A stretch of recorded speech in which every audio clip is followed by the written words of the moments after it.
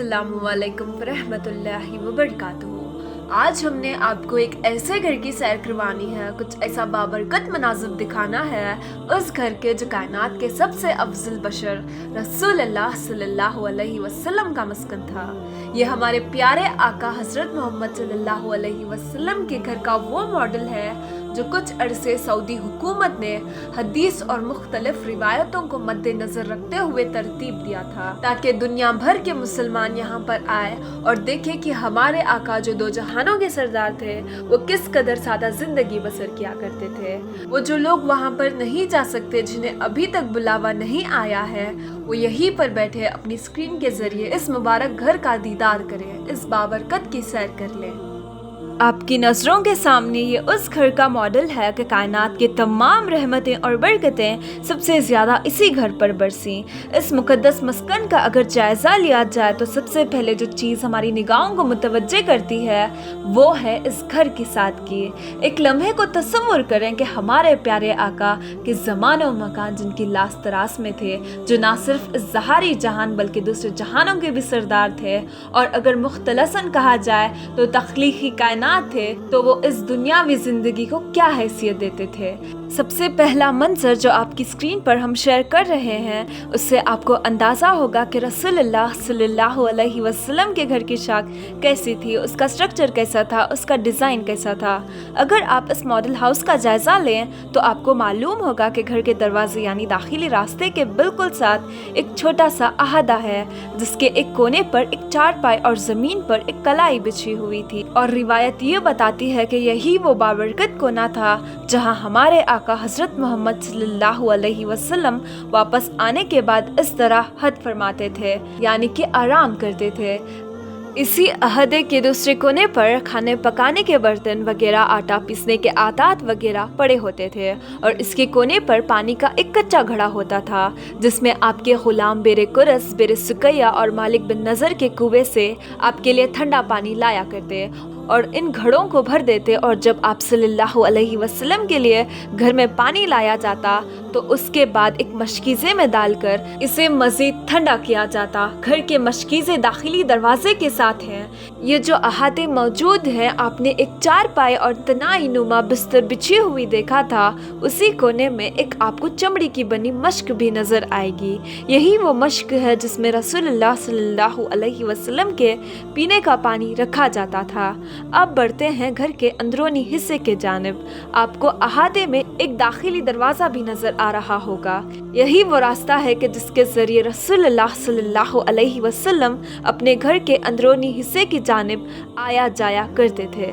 अब आप अपनी स्क्रीन पे जो मंजर देख रहे हैं वो कशानाए नबूवत का अंदरूनी नज़ारा है। ये जो आपको स्क्रीन पर रोशनियां नज़र आ रही हैं, ये जाहिर सी बात है कि सऊदी हुकूमत ने इस अंदरूनी हिस्से को रोशन करने के लिए इन बरकी कुमकुमों का बंदोबस्त किया है। लेकिन रसूलुल्लाह सल्लल्लाहु अलैहि वसल्लम की इस ज़ाहिरी हयात तैयबा में इस हिस्से में एक आला हुआ करता था, जिनमें चिराग धरा जाता था, जो सरे शाम जला दिया जाता था। इस हिस्से की कच्ची चार दीवारों में आपको नज़र आ रहा होगा कि फर्श पर खजूर की चटाइयाँ धरी हुई हैं, और उन चटाइयों के एक जानिब चारपाई नुमा एक चीज पड़ी है जिन पर इस्ताहारत का इंतजाम किया है, और साथ ही में तार धरा हुआ है। हमारे नबी सल्लल्लाहु अलैहि वसल्लम की यह आदत मुबारक थी कि वो नरम बिस्तर पसंद नहीं फरमाया करते थे, और अक्सर इबादत करने के बाद वो जमीन पर लेटे रहते। और जरा आका के इस घर के अंदरूनी हिस्से की छत का नज़ारा कीजिए कि उन पर खजूरों की झाल डालकर इस पर साया और पर्दे का इंतजाम फरमाया गया है। कशानाए नबूवत के अंदरूनी हिस्से का जायजा लेते हुए अगर आप सामने देखें तो आपको दीवार के साथ खजूर की कुछ शाखें पड़ी हुई नजर आएंगी।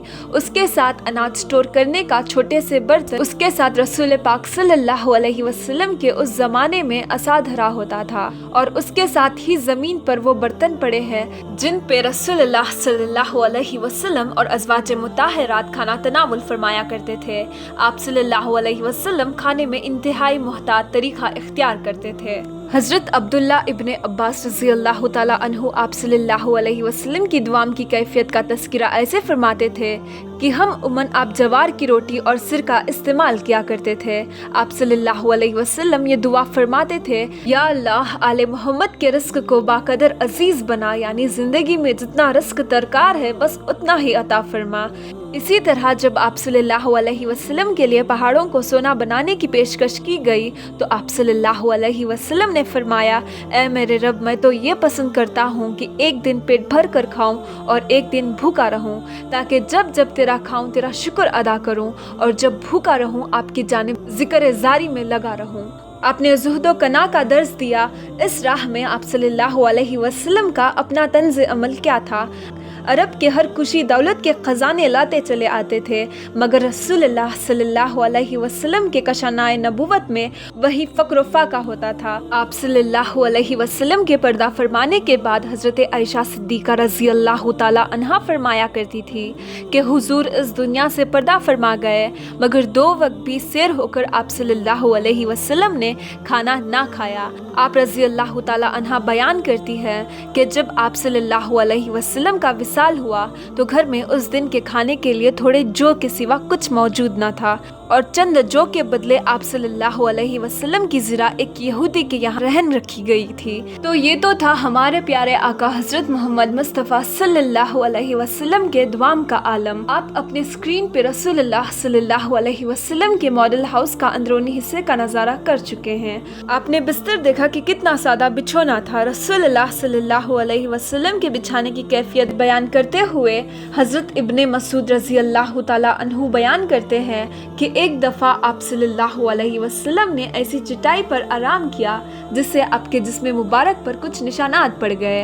ابن مسعود سے رہا نہیں گیا، وہ بول پڑے کہ یا رسول اللہ، آپ اجازت دیں میں نرم چٹائی بچھا دوں۔ تو آپ صلی اللہ علیہ وسلم نے فرمایا، میرے لیے دنیا کی کیا ضرورت؟ میری اور دنیا کی مثال اس مسافر کی طرح ہے جو گرما کے زمانے میں سفر کر رہا ہو اور تھوڑی دیر کے لیے درخت کے سائے میں آرام کیا اور چل دیا۔ اس طرح کے الفاظ آپ صلی اللہ علیہ وسلم کے اس وقت بھی روایت کیے گئے ہیں جب حضرت عائشہ صدیقہ رضی اللہ تعالی عنہا نے آپ صلی اللہ علیہ وسلم کے لیے نرم بستر بچھا دیا تھا۔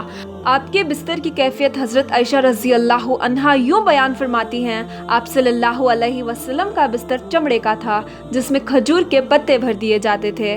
آپ صلی اللہ علیہ وسلم کے گھریلو زندگی کیسی تھی؟ گھر کی 4 دیواری کے اندر آپ کے معمولات کیا تھے اور دینی اور دنیاوی معمولات آپ نے کیسے توازن کیا؟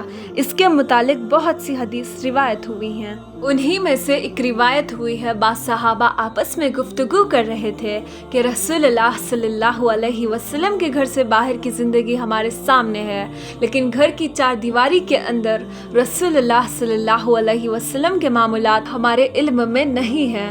ہمیں اس کے متعلق معلوم کرنا چاہیے، پھر اپنے گھروں میں اس کی پیروی کرنی چاہیے۔ رسول اللہ صلی اللہ علیہ وسلم کے گھر کے اندر کی زندگی تو ازواج مطہرات ہی جانتی تھی، اس لیے وہی اس کے متعلق بہتر رہنمائی کر سکتی ہے۔ ان صحابہ نے مشورہ کیا کہ ازواج مطہرات کی خدمت میں جاتے ہیں اور جا کے اس کے بارے میں پوچھتے ہیں۔ تو صحابہ گئے تو تمام ازواج مطہرات نے یہ بتایا کہ رسول اللہ صلی اللہ علیہ وسلم کے گھر کی معمولات ویسے ہی تھے جیسے دوسرے لوگوں کے تھے۔ کھانے کا وقت ہوتا تو کھانا کھاتے، گھر کا کوئی کام کاج ہوتا تو وہ خود کرتے، گھر کی کسی چیز کی مرمت کرنی ہوتی تو خود کرتے، چارپائی سیدھی کرنی ہوتی تو خود کرتے، کسی کام میں ازواج مطہرات کا ہاتھ بٹانے کی ضرورت ہوتی تو ہاتھ بٹاتے۔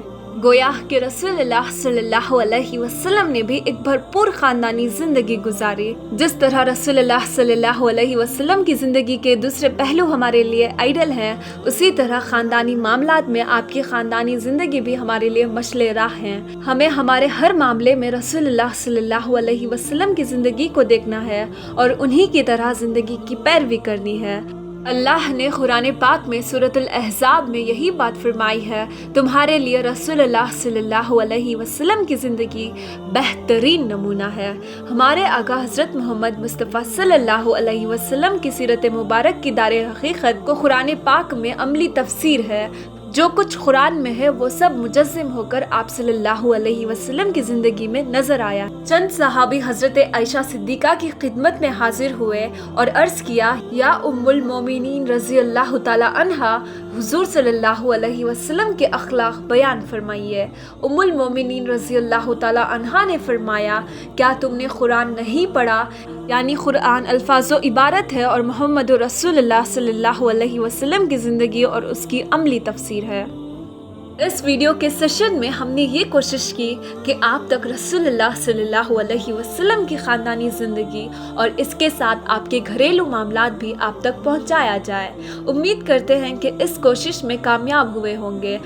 آخر میں آئیں اور دعا کریں کہ اللہ سبحانہ و تعالی ہمیں بھی اپنی زندگی میں رسول اللہ صلی اللہ علیہ وسلم کے حیات مبارک کی سعادت نصیب فرمائیں۔ آمین ثم آمین۔